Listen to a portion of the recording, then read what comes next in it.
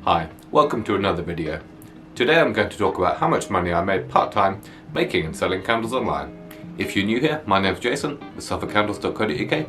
I make videos all about making and selling candles online. If that's something that interests you, hit the subscribe button below. In my first year as a candle maker, I went from making ones that look like this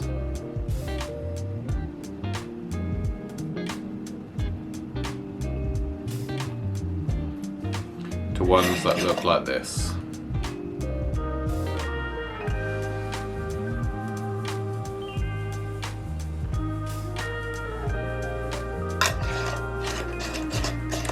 Took a little bit of time, trial and error to get there, but we'll talk about that.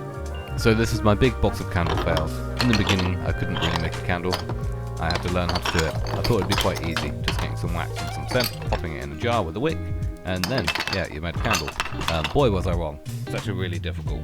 And I was very naive. It took a lot of practice, trial and error, patience to get the perfect candle, something I was really happy with that I could sell. And that's what I did, and now I'm getting really good reviews, something I'm really happy with. But yeah, it's just a stark reminder of how far you can come just with consistency. Just one more thing to add. This isn't going to be a all thrills, exciting video about how I made £1 million in the first year. This is my sort of realistic, no fluff review of my year. A lot of people sort of make £100,000 or £1 million in the first year, but they never really go into the figures, how much things cost, how much I've spent on advertising, how many mistakes I've made. So this is my fully realistic approach in terms of what you can expect. Let's get started. So my first sales channel was Amazon. Working full-time as a chef, I wanted the easiest possible way to make the most amount of money. You basically ship everything to Amazon in one big box, and then they sort it all out for you. They do the customer service, they deliver it to the customers next day via Amazon Prime.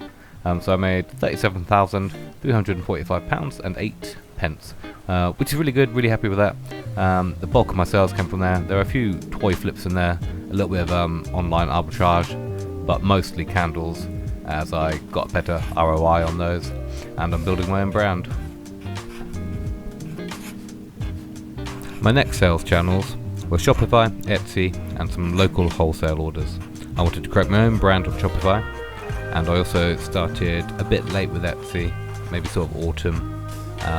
It works really well for handmade products, especially candles, and I tried to get myself in some nice local shops, coffee shops, and sort of gift shops and stuff like that.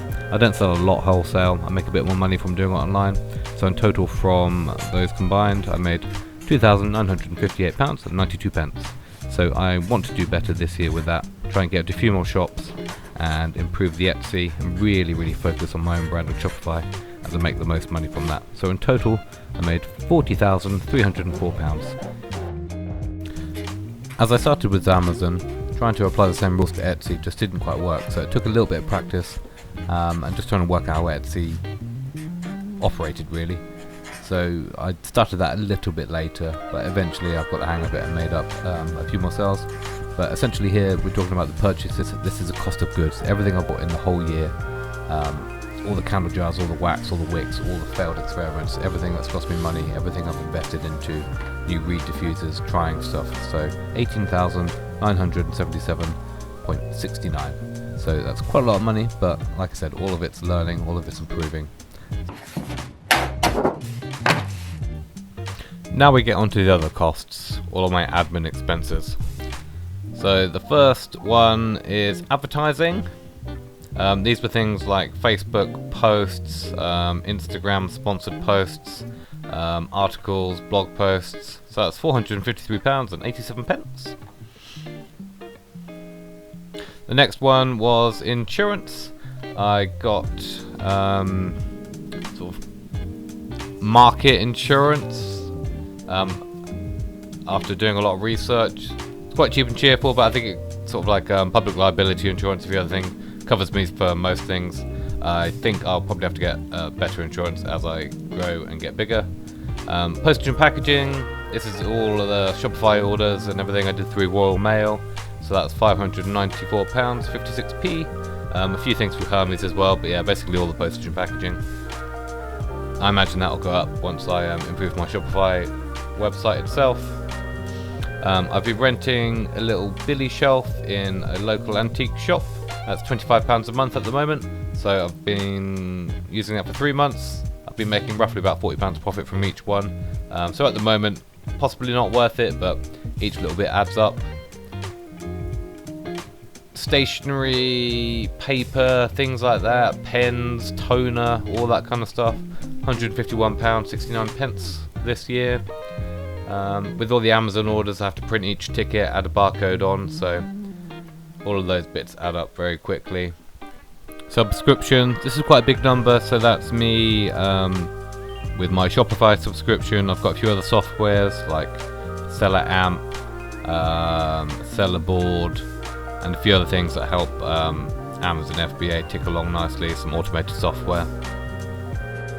Amazon fees, now this is the real kicker. This is a huge sum, but every Amazon fee includes customer service, getting the parcel posted to them. So I know it's a lot of money, but I'm basically advertising all of my stuff on the biggest shop in the world, and they do it all for me. So yeah, a big chunk of money there, but I think it's totally worth it. So really, Amazon are the winners here. They make the most money, whilst I do all the hard work. £12 for Amazon shipping. Sometimes I'll send out custom orders through Amazon fulfillment, so I'll send it from their warehouse. And then I think finally we've got Amazon advertising. I think I spent just over £2,000 on that. So once again, Amazon are still the winners, but the Amazon advertising helps just push my listings up to the top, so I get more clicks. It takes quite a lot of work refining that, because you can waste quite a lot of money, so you need to do negative keyword targeting and a few other bits just to refine the processes, get the ACoS down to make it worthwhile. I did spend quite a lot of money advertising in the beginning, but I think I've got it a bit better. I wouldn't say I'm an expert, but I'm slowly learning and improving. So my total expenses in admin are £18,916 with 34 pence. Yeah, quite a big chunk. Let's add it all together and see how much money I've actually made from April to April. So that's 21 to 22. So on the face of it, it looks like I've just spent a lot of money and not really made much profit once we've added it all together. But for me, it's been learning everything from marketing to printing to accountancy to tax laws, getting insurance, making logos, all sorts. It's been a real learning curve, and I think I've sort of created the foundations to eventually make a really profitable business and a sort of niche website within the candle making community.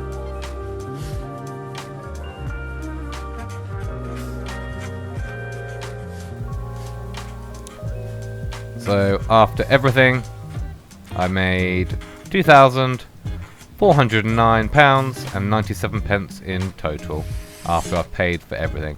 So I still need to pay tax on that, so that'd be 20% of that, which I've been saving up from each paycheck.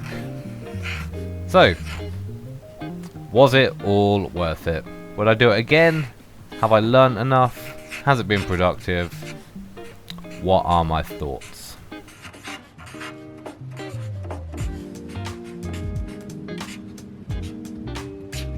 But like I said, it's all been an investment. The amount of projects and things I've got in my mind, I think that's the problem. My time is the bottleneck. I've got so many ideas. I've been testing wax melts, I've been testing reed diffusers, different receptacles, smaller candles, larger candles. All of these things I've got in stock. I've got so many empty candle jars, I've got so many things I've started. But in the end I sort of decided to focus on one thing at a time, and slowly plod along with these other projects in the background. So for me, it's not been a total waste. Like I said, £2,000 is pretty good for me. I'm happy that I made that much money. At the very least, I wanted to break even, so I think I've done well.